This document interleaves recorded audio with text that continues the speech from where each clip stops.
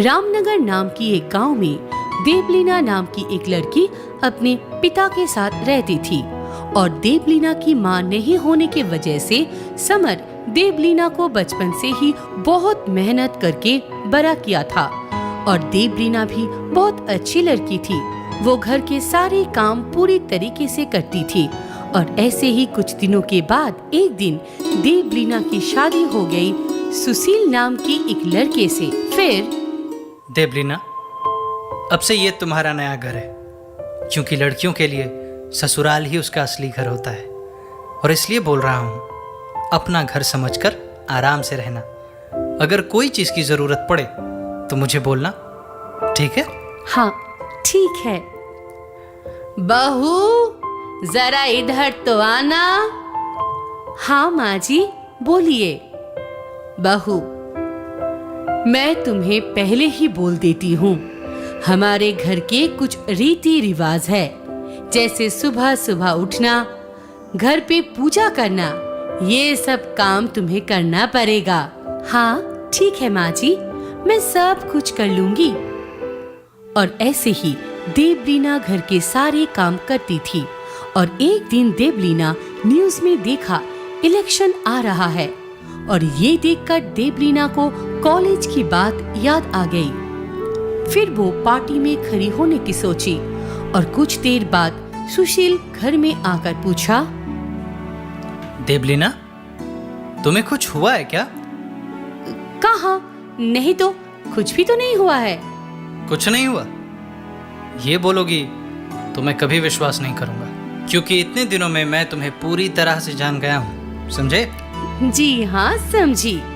फिर अब बोलो, क्या बात है? मैं बोल रही थी कि मुझे पार्टी में खड़ा होना है, सामने इलेक्शन जो आ रहा है।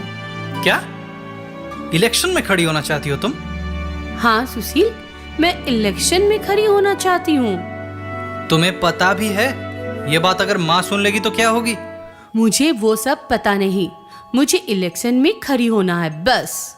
देखो देवलीना, माँ को तो मैं किसी तरह संभाल ले सकता हूँ, लेकिन तुम्हें पता नहीं, हमारे यहाँ बिरजू भाई नाम का एक आदमी है, वो हर बार की तरह इस बार भी इलेक्शन में खड़ा हुआ है और तुम्हें उसके ऑपोजिट में खड़ा होना होगा। हाँ तो इसमें बड़ी बात क्या है, मैं उसके ऑपोजिट साइड में ही खड़ी होंगी। क्या तुम्हें पता भी है वो कितना डेंजरस और खतरनाक आदमी है? वो इलेक्शन जीतने के लिए किसी को भी मार सकता है और वो बहुत बड़ा पॉलिटिशियन है। तुम्हें पता नहीं, मैं भी कुछ कम नहीं हूँ पॉलिटिक्स में।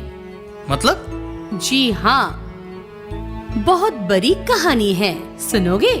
हाँ हाँ जरूर सुनूंगा। तो फिर सुनो। कुछ साल पहले की बात थी। रामनगर नाम की एक गांव में देवलीना नाम की एक लड़की अपने पिता समर के साथ रहती थी। और देवलीना की मां नहीं रहने की वजह से समर देवलीना को बचपन से ही बहुत मेहनत करके बड़ा किया था। और देवलीना भी बहुत अच्छी लड़की थी, वो घर के सारे काम पूरी तरीके से कर लेती थी। और ऐसे ही एक दिन, पिताजी, मेरी स्कूल की पढ़ाई खत्म हो चुकी है, 12th क्लास की एग्जाम भी मैंने पास कर लिया है, अब मुझे कॉलेज में भर्ती होना है। बेटी, हमारे घर की कोई लड़की पहले कभी कॉलेज नहीं गई है और तुम्हें भी कॉलेज में जाने की कोई जरूरत नहीं है। लेकिन पिताजी, मुझे और भी पढ़ाई करनी है और ज्यादा पढ़ाई करके कुछ बन के दिखाना है। फिर भी कॉलेज में पढ़ाई करने के लिए बहुत पैसों की जरूरत है। मुझे उतना पैसा कहाँ से मिलेगा बेटी? पिताजी, आपको पैसे की चिंता करने की कोई जरूरत नहीं है। फिर तुम्हें उतना पैसा कहाँ से मिलेगा? पिताजी, मैं छोटे बच्चों को पढ़ाना चालू कर दूंगी, फिर उससे मुझे जो पैसे मिलेंगे वो मैं अपने कॉलेज की खर्चा उठा लूंगी। देखो बेटी, तुम अगर ये कर सकती हो तो करो, लेकिन कॉलेज में पढ़ाई वढ़ाई मुझे अच्छा नहीं लगता। मैंने सुना था कॉलेज में जाके बहुत सी लड़कियां बिगड़ जाती हैं। लेकिन पिताजी, मैं तो पढ़ाई करने के लिए जाऊंगी, मेरे बिगड़ने की तो कोई सवाल ही नहीं उठता है। और ये बोल के देवलीना छोटे छोटे बच्चों को पढ़ाना चालू कर दी और कुछ दिन बाद कुछ पैसे इकट्ठा करके कॉलेज में भर्ती हो गई और हर रोज कॉलेज में जाना चालू कर दिया। फिर उसे धीरे धीरे कॉलेज की बुरी चीज नजर में आई और बहुत सारे मुश्किलों की सामना करना पड़ा, जैसे उसके ऊपर रैगिंग हो रही थी। फिर कॉलेज के सब जूनियर ने उसे इलेक्शन में खड़ी होने के लिए बोला और वो सब कुछ देख और सहकर इलेक्शन में खड़ी हो गई। फिर एक दिन समर बोला, बेटी, तुम अब हर वक्त कॉलेज में ही पड़ी रहती हो, घर का कोई काम भी नहीं करती। मैं अकेला सब कुछ कैसे संभालूंगा? लेकिन पिताजी, मेरे कॉलेज जाना भी तो बहुत जरूरी है। मैं कॉलेज नहीं जाऊंगी तो एग्जाम में पास कैसे करूंगी? हाँ, वो भी सही बात है। और बेटी, मैं सुन रहा था कि तुम कॉलेज के यूनियन में क्या सब कर रही हो। वो क्या है? पिताजी, वो मेरी पढ़ाई के एक सब्जेक्ट ही है। ओह, अच्छा अच्छा। लेकिन पिताजी, ये बात आपको किसने बोला कि मैं यूनियन कर रही हूँ? वो तो तुम्हारे एक दोस्त के पिता ने मुझे बोला। और देवलीना अपने पिता को झूठ बोल दी कि यूनियन की पढ़ाई की सब्जेक्ट है, क्योंकि देवलीना कॉलेज में जाके यूनियन की इलेक्शन में खड़ी हो रही है। ये बात अपने पिताजी से छुपा लिया था, उसे झूठ बोलना पड़ा था। और ऐसे ही एक दिन देवलीना कॉलेज के इलेक्शन जीत गई और ये बात पूरी फैल गई। बेटी, तुम कॉलेज में जाके पार्टी पॉलिटिक्स कर रही हो? नहीं पिताजी, वो क्या है कि रहने दो बेटी, तुम मुझे और झूठ मत बोलो। तुमसे मुझे ये उम्मीद नहीं थी। पिताजी, आप मुझे गलत मत समझिए। पॉलिटिक्स करना तो अच्छी बात है, मैं इससे बहुत सारे लोगों की मदद कर सकती हूँ और मुझे बहुत सारे लोग सम्मान भी करेंगे। अरे नहीं बेटी, तुम जितनी आसान समझ रही हो उतनी भी आसान नहीं है पॉलिटिक्स करना। इसमें बहुत रिस्क होता है। तुम ये सब करना बंद कर दो। और ऐसे ही समर देवलीना को बहुत समझाई, लेकिन उसकी एक भी बात देवलीना नहीं सुनी। वो फिर कॉलेज के साथ साथ अपने गांव के इलेक्शन में भी खड़ी हो गई और जीत भी गई। और उसके बाद वो अपने गांव में दीदीगिरी करने लगी। और एक दिन, समर भाई साहब, आपकी बेटी ये क्या समझ के रखा है? इलेक्शन में जीत गई है तो क्या कुछ भी करेगी? क्यों, क्या हुआ भाभी? 2 दिन पॉलिटिक्स में आई है और ऐसी दीदीगिरी कर रही है कि क्या बोलूं मैं आपको। अपनी बेटी को थोड़ा समझाइए। जी ठीक है भाभी, आप जाइए, मैं उसे समझाऊंगा। आगे से वो ऐसा नहीं करेगी। और ये बोल के मीना वहाँ से चली गई। फिर ये बात देवलीना के कान में पहुँच गई और वो पॉलिटिक्स के मदद से उसकी राशन बंद करवा दी। फिर सारे गांव वाले समर को ये बात बोला। फिर समर देवलीना के ऊपर तंग होके उसकी शादी करवाने की सोची और कुछ दिनों के बाद एक लड़का देखकर देवलीना की शादी करवा दी। और ऐसे ही मेरी शादी हो गई और वो लड़का तुम हो। समझे? अब मुझे पॉलिटिक्स करने की वजह से ही शादी करवा दिया था और तुम मुझे कौन बिरजू भाई है ये सब बोल रहे हो? हाँ मैं सब कुछ समझा, लेकिन तुम्हारे कॉलेज और गांव की इलेक्शन और हमारे ये शहर की इलेक्शन में बहुत ज़्यादा फर्क होता है। यहाँ खून खराबी होता है इलेक्शन में जीतने के लिए। और ऐसे ही सुशील देवलीना को बहुत समझाया, लेकिन देवलीना उसकी एक भी बात नहीं सुनी और फॉर्म भरवा के इलेक्शन में खड़ी हो गई। फिर ये बात बिरजू भाई के कान में पहुंच गई और वो अपनी आदमी से बोला, मेरे खिलाफ इलेक्शन में खड़ी होने की किसकी हिम्मत है? तुम सब जाओ तो उसको अच्छे से समझा के आओ। और ऐसे ही बिरजू भाई के आदमी जाके सुशील को धमका के कहा और सुशील ये बात देवलीना को बताया। लेकिन देवलीना इस बात को हल्के में ली और बोली, देखो सुशील, इतना डरने की कोई बात नहीं है। पॉलिटिक्स में ऑपोजिट वाले ऐसे बोलते हैं लेकिन कुछ करते नहीं हैं, समझे? ये बोल के देवलीना अपने काम करने के लिए चली गई। फिर कुछ दिनों के बाद बिरजू भाई की आदमी सुशील को उठाकर ले गए और बिच्छू भाई सुशील को देकर कॉल करवाया देवलीना को। हेलो देवलीना। सुशील, तुम कहाँ हो? हम सब कितने देर से तुम्हें ढूंढ रहे हैं। वो मेरे पास है, तुम्हें और ढूंढने की जरूरत नहीं है, क्योंकि कुछ देर बाद इसको मार दिया जाएगा। क्या? तुम कौन हो? मेरे पति तुम्हारे पास कैसे गए? अम्मा, हमको बिरजू भाई बोलते हैं सब, और तुम्हारे पति को हम उठा के लाए हैं। तुम्हें इलेक्शन में खड़ी होने का बहुत शौक है ना? अब बिना पति के इलेक्शन में खड़ी होना तुम। नहीं नहीं, ऐसा मत करना बिच्छू भाई, मैं आपकी ऑपोजिशन में खड़ी नहीं होंगी। आप सिर्फ मेरे पति को छोड़ दीजिए प्लीज।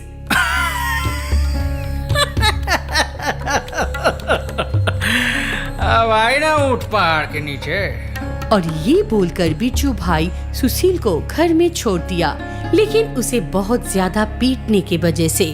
और ये सब देखकर आरती बोली, बेटा तू इस पॉलिटिक्स करने वाली बहू को कहाँ से ले आई, जिसके वजह से तुझे इतना पीटा गया।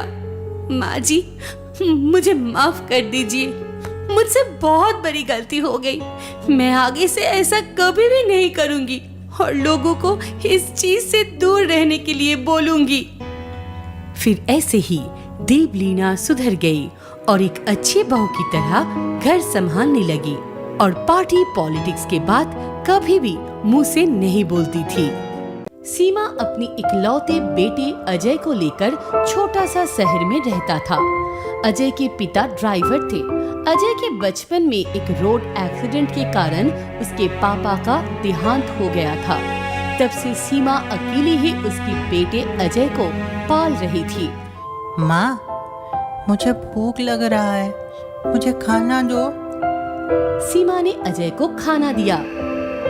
माँ, मैं रोटी नहीं खाऊंगा, मुझे दूध चाहिए, मुझे अब दूध लाकर दो ना। घर में तो दूध नहीं है बेटा। मुझे नहीं पता, मुझे बस दूध पीना है, अब मुझे लाके दो। ठीक है, मैं पड़ोसी सुनीता के पास जाके देखती हूँ उसकी गाय का दूध है या नहीं। ये बोल के सीमा सुनीता के पास गई और बोली, सुनीता, ओ सुनीता बहन, घर पे हो क्या?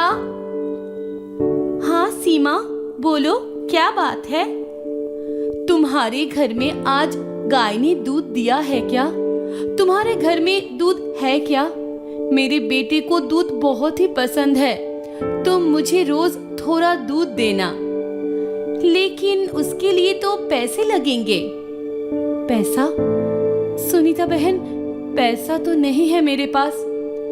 तो फिर तुम मेरे घर में काम कर लो, उसके बदले में तुम्हें तुम्हारे बेटे के लिए दूध भी दूंगी और कुछ पैसे भी दूंगी, उससे तुम्हारी थोड़ी मदद भी हो जाएगी।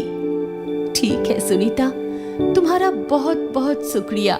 उस दिन के बाद से सीमा सुनीता के घर काम करना शुरू कर दिया और अपने बेटे के लिए रोज शाम को दूध भी ले जाता था। दिन बीतते गए, छोटा अजय अब बड़ा हो गया। स्कूल पास करके वो कॉलेज में उठ गया था।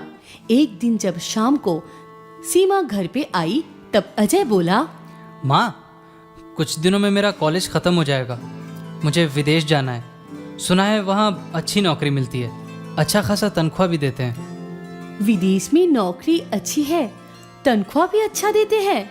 हाँ माँ, मुझे एक बार नौकरी मिल जाने दो, उसके बाद तुम्हें मैं कोई भी काम नहीं करने दूंगा। हाँ बेटा, तब तो मैं सिर्फ आराम करूंगी। तब मेरा बेटा नौकरी करेगा, मुझे तब कोई चिंता ही नहीं रहेगी। लेकिन माँ, इतने पैसों का इंतजाम कहाँ से होगा? वो तू मत सोच, मैं देखती हूँ। सीमा अपने सारे गहने गिरवी रख के कुछ पैसे लेकर आई और पड़ोसी सुनीता के पास जाकर कहा, सुनीता, क्या तुम मेरी थोड़ी मदद करोगी? हाँ बोलो, क्या करना है? मुझे कुछ पैसा उधार दोगी, मैं काम करके तुम्हारा पैसा लौटा दूंगी। सुनीता ने सीमा को पैसा उधार दिया और कुछ ही दिनों के अंदर अजय विदेश नौकरी के तलाश में चला गया। अजय वहाँ विदेश में नौकरी ढूंढ रहा था और यहाँ सीमा काम करके अपनी उधारी का पैसा चुका रहा था। ऐसे ही कुछ दिन बीत गया और एक दिन सुबह को अजय ने अपनी माँ को फोन पे कहा, हेलो माँ, कैसी हो? अच्छी हूँ बेटा, तू कैसा है? ठीक तो है ना? ठीक से खाना खा रहा है कि नहीं? हाँ माँ, मैं बिल्कुल ठीक हूँ, तुम फिक्र मत करो। तुम्हें खुशखबरी देना था।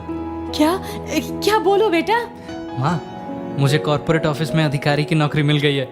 ये तो बहुत ही अच्छी बात है, मैं बहुत खुश हूँ। मैं आज जाके मंदिर में पूजा कराऊंगी। सुनो माँ, तुम अब से कोई काम नहीं करोगी, मैं पैसे भेजूंगा। ठीक है बेटा, ठीक है। अजय हर महीने अपनी माँ को पैसा भेजता था। दिन अच्छे चल रहे थे, लेकिन अचानक से अजय ने माँ को पैसा भेजना बंद कर दिया। तब सीमा ने अजय को फोन किया और कहा, बेटा तुम ठीक तो हो ना? हाँ माँ, मैं ठीक हूँ, बोलो क्या काम है? बेटा तुम कुछ दिनों से पैसा नहीं भेज रहे हो। वो माँ, मैंने शादी कर ली, इसलिए नहीं हो पाया। तुमने शादी कर लिया और मुझे बताया भी नहीं? अचानक सब हो गया माँ, समय नहीं मिला बताने को। तुम हमारे पास आ जाओ माँ, हमारे साथ रहो। ठीक है बेटा। बेटी की बात मानकर सीमा अपने बेटे और बहू के साथ रहने के लिए चली गई।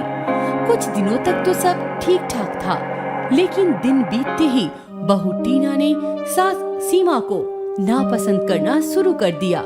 ठीक से खाना भी नहीं देती थी। मॉम, आज मैं बाहर खाना खाने जाऊंगी, आप कुछ पका लेना। ठीक है बहू, और घर का भी झाड़ू पोछा लगा देना। ठीक है बहू। टीना अपने सास सीमा के साथ इतना बुरा बर्ताव करने के बाद भी नहीं रुकी। अजय का भी काम बढ़ गया था। क्या अजय, तुम्हारी माँ सारा दिन घर में गंदे कपड़े पहन के रहती है। घर में कितने लोग आते हैं, देखेंगे तो क्या बोलेंगे, सब क्या सोचेंगे। तुम्हारी माँ जानबूझकर ये सब करती है। उन्हें बोलो कि अपने शहर वापस चली जाए। तुम ठीक ही बोल रही हो माँ, ये सब जानबूझकर ही कर रही है। बहू और बेटे की ये सारी बात सीमा ने सुन ली और उसे बहुत ही दुख हुआ। सीमा रोने लगी। किसी को कुछ भी ना बोलकर एक खत लिखकर अपने शहर वापस चली गई। अजय ने जब खत पढ़ा, उसमें लिखा था, मैं अपने शहर वापस जा रही हूँ, तुम और बहू खुश रहना। सीमा अपने शहर वापस चली गई और अजय और टीना वहाँ रहने लगे, नौकरी करने लगे। ऐसे ही कुछ दिन जाने के बाद अचानक से अजय बीमार हो गया। अजय ने डॉक्टर दिखाया तो डॉक्टर बताया अजय की दोनों किडनी खराब हो गई है और किडनी बदलना ही पड़ेगा। अगर किडनी बदला नहीं गया तो अजय कभी भी मर सकता है। ये बात अजय ने अपनी बीवी को बोली। अब मैं क्या करूं? क्या तुम मुझे किडनी दोगी? मैं कैसे दे सकती हूँ? तुम कोई डोनर क्यों नहीं ढूंढते हो? अजय सब जगह डोनर की तलाश करता रहा और एक दिन डॉक्टर ने अजय को बोला कि डोनर मिल गया, ऑपरेशन करवा लो। अजय का किडनी का ऑपरेशन हो गया। कुछ दिनों के अंदर अजय ठीक भी हो गया। तब अजय बीमार था, तब सभी कोई अजय से मिलने आया था। एक दिन टीना बोली, तुम्हारी बीमारी में सब तुमसे मिलने आए, लेकिन कैसे माँ है तुम्हारी, एक बार भी देखने नहीं आई। ये बात सुनकर अजय को अपनी माँ के ऊपर बहुत गुस्सा आया। तभी फोन बजने लगा। हेलो, मैं बिट्टू चाचा बोल रहा हूँ शहर से। तुम्हारे घर से बहुत बुरा बदबू आ रहा है, तुम जल्दी आओ, दरवाजा तोड़ना पड़ेगा। ठीक है, आता हूँ। अजय तुरंत शहर आ गया। दरवाजा तोड़ के देखा, उसकी माँ मरी पड़ी हुई थी। अजय ने अपनी माँ की सत्कार किया और तभी बिट्टू चाचा ने उसको कहा, कैसे बेटे हो तुम? अपनी माँ को इस तरह कोई कष्ट देता है भला? अरे तुम्हारी माँ ने तुम्हारे लिए क्या कुछ नहीं किया, अपनी एक किडनी तक तुम्हें दे दी। क्या? मुझे किडनी मेरी माँ ने दिया?